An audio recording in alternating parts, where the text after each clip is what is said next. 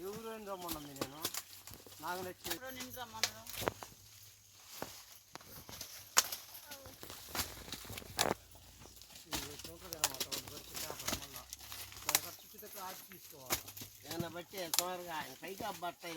పడతాయి పైకి మచ్చలు వేసినాక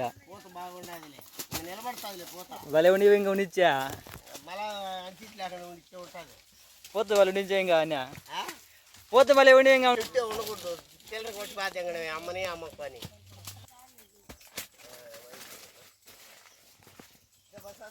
ఓ రాజకీయ నాయకుడు కొడుకు రాజకీయ నాయకుడు అవుతున్నాడు, డాక్టర్ కొడుకు డాక్టర్ అవుతున్నాడు, రైతు కొడుకు రైతు ఎందుకు కావట్లేదు? ఎద్దేడ్చిన వ్యవసాయం బాగుపడదు, రైతు ఏడ్చిన రాజ్యం బాగుంది. భూమిని నమ్ముకున్న వాడు ఎప్పుడు చెడిపోలేదు అని చెప్తారు. భూమిని నమ్ముకున్న వాడి కంటే భూమిని నమ్ముకున్న వాడే ఎక్కువ సంతోషంగా ఉన్నట్టు కనబడతాం. నిజంగా కూడా పరిస్థితులు ఎట్లా వచ్చినాయి అంటే వ్యయం పెరిగింది, సాయం తగ్గింది. అగ్రికల్చర్ అన్న పదంలోనే కల్చర్ ఇమిడి ఉంది. కానీ లాక్డౌన్ సమయంలో షాపులు బంధు, థియేటర్లు బంధు, ఆనాడు నిరంతరంగా కొనసాగింది మాత్రం ఒకే ఒక్కటి వ్యవసాయం. ఎందుకంటే 132 కోట్ల మంది భారతీయులకి అన్నం పెట్టగలిగేది అల్టిమేట్ గా ఏది బంద్ అయినా మళ్ళీ వ్యవసాయం బంద్ అయితే అందరం కూడా కడుపు మాడి ఎండాల్సిన పరిస్థితి వస్తుంది.